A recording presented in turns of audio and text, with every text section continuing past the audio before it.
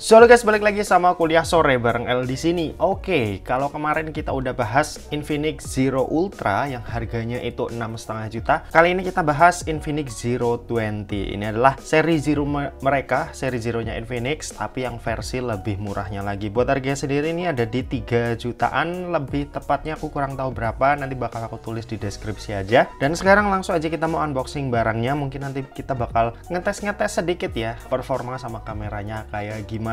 Oke, jadi ini adalah Infinix Zero 20. Di sini ketulis juga beberapa keunggulannya, yaitu 60 megapiksel OIS ya. Jadi smartphone ini ada OIS-nya. Lalu pakai chipset baru yaitu MediaTek Helio G99. Kemarin kita udah bahas juga Helio G99 di smartphone-nya Vivo, yaitu Vivo V25e. Lalu di sini kita lihat juga ada keterangan RAM-nya. Ini gede ya, termasuknya 8 GB dengan ekspansi 5 GB. Sama internalnya ini 256 GB. Ini gede banget sih buat ukuran HP. Harganya 3 jutaan. Oke, kalau kita lihat di sebelah kiri ada tulisan Zero 20 sama, lalu di atas logo Infinix, bawah keterangan warna. Ini deep gray ya yang mau kita bahas sekarang ini. Kalau di bagian belakangnya, ini kita bisa lihat ada ya beberapa spesifikasinya yang lebih lengkapnya lagi.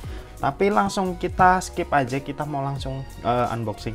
Karena kalau kelamaan pasti kalian juga udah tidak sabar ya. Jadi buat kalian yang udah ngincer HP ini, harusnya hari ini di tanggal berapa nih? Ini tanggal 7 ada flash sale ya. Infinix launchingnya kemarin, tapi flash sale-nya hari ini.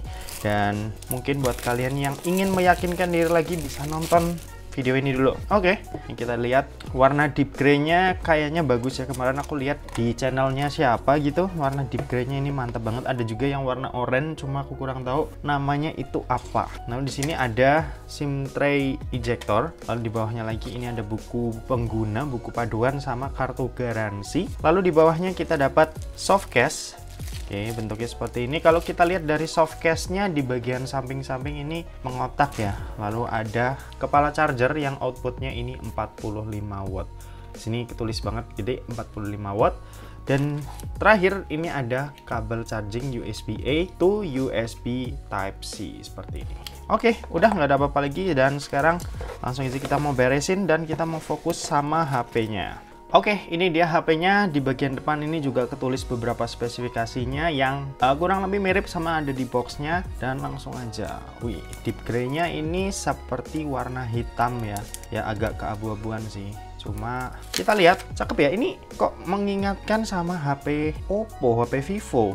Kalau kita lihat dari frame kameranya ya, sekilas mirip kayak HP-nya Vivo. Ada ya, akhir-akhir ini brand smartphone pada ngebuat desain kamera kayak gini sih. Dan yep, seperti ini desain warna deep deep gray-nya seperti ini, matte. Dan kalau sidik jari gampang atau enggak kayaknya masih nempel, cuma nggak begitu kelihatan lah ya tuh, masih ada sedikit-sedikit. Dan buat frame-nya sendiri tebel ya, lumayan tebel nih kalau bisa kalian lihat tuh. Bisa kalian lihat sendiri, jaraknya lumayan berasa.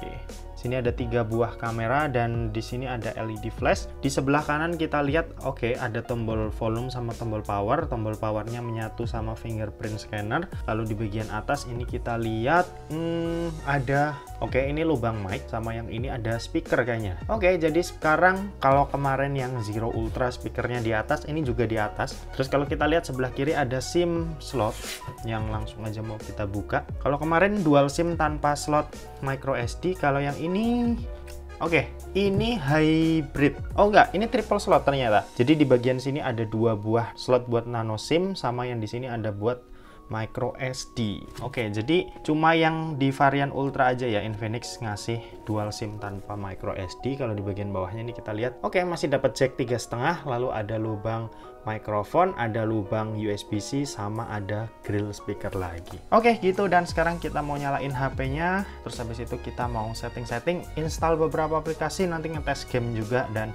aku juga mau ambil foto buat HP ini. Oke, ini adalah tampilan awal dari Infinix Zero 20 atau Infinix Zero 20. Dan seperti biasa sebelum kita lanjut bahas spesifikasinya, kita mau ngecek kecepatan baca dari sensor fingerprintnya yang ada di samping ini. Dan ya seperti ini. Nggak terlalu cepat, cuma ya masih dalam batas normal lah. Buat ukuran smartphone yang harganya ini berapa ya? 3 juta ya? Ya, kayak gini. Kalian bisa lihat ya.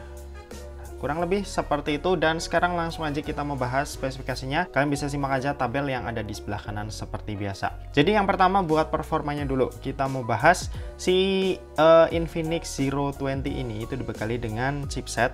Nih kalian bisa lihat ini adalah MediaTek Helio G99.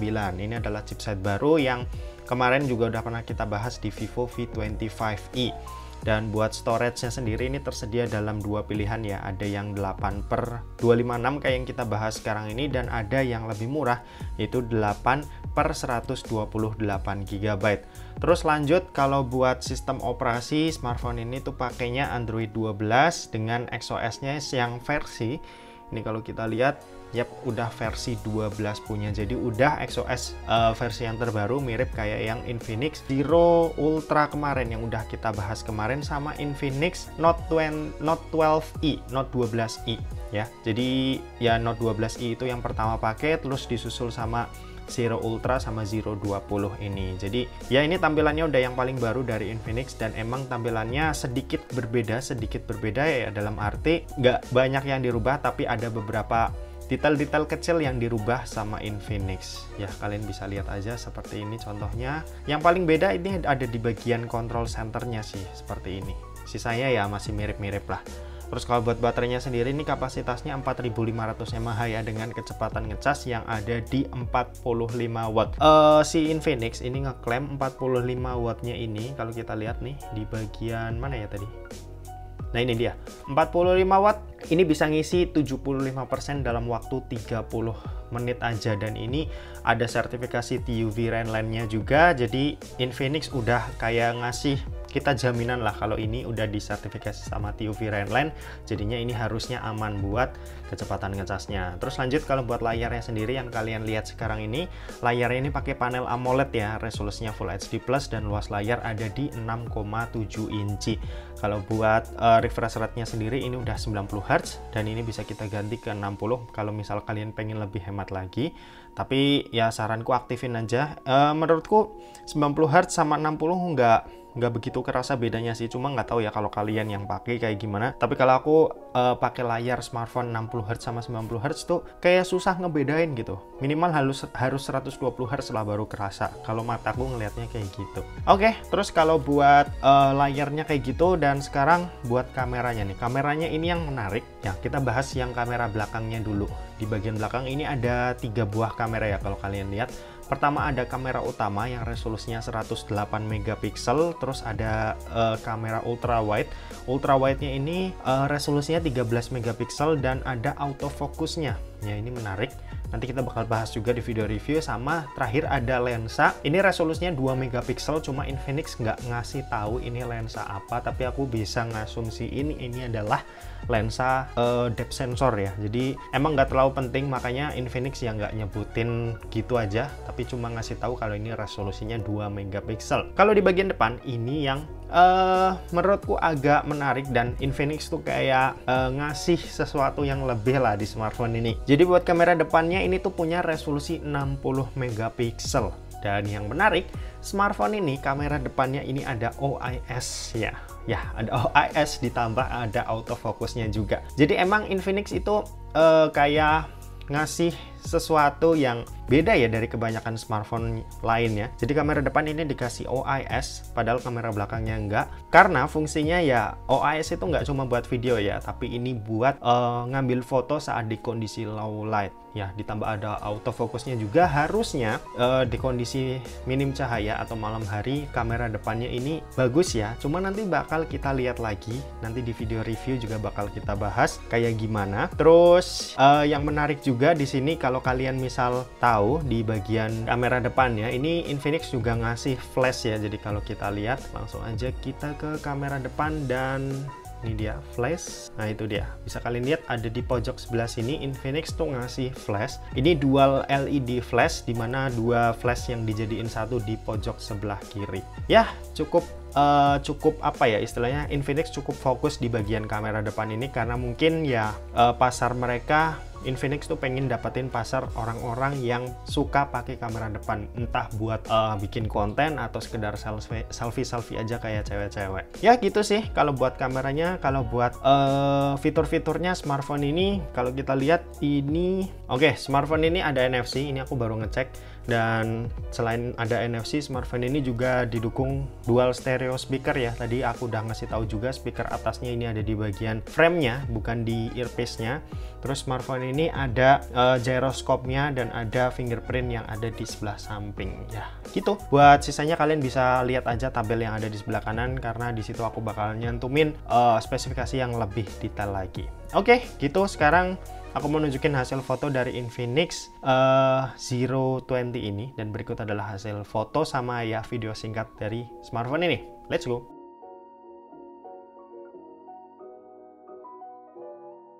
Oke, ini perekaman videonya. Ini bisa 2K 30 fps ya. Jadi Full HD 30 sama 2K 30. Hasilnya kayak gini. Ini kalau mau pindah ke ultrawide harus dimatiin dulu. Nah, ini contoh ultrawide-nya kayak gini.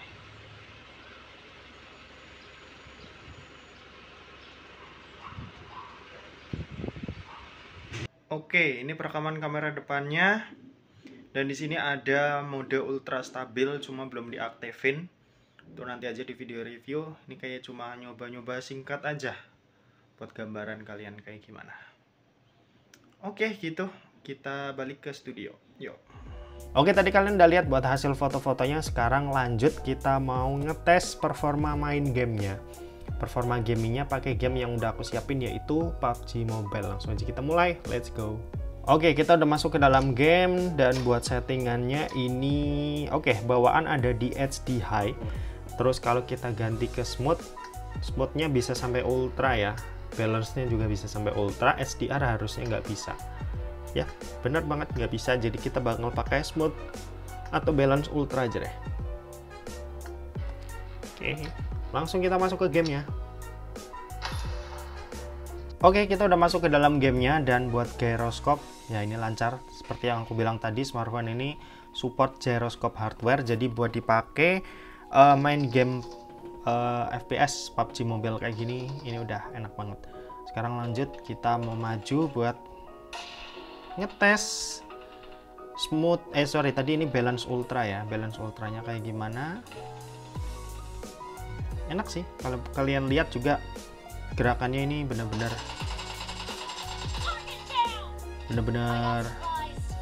enak ya, nggak patah-patah. Oke, ada 2 orang.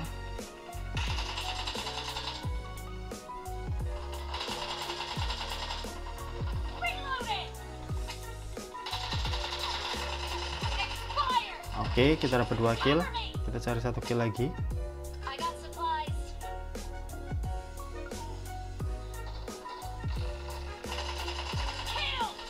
Oke, seperti itu. Nanti sisanya bakal kita bahas di video review, tapi yang jelas selama aku pakai ini beberapa menit ya, ini lumayan enak lah.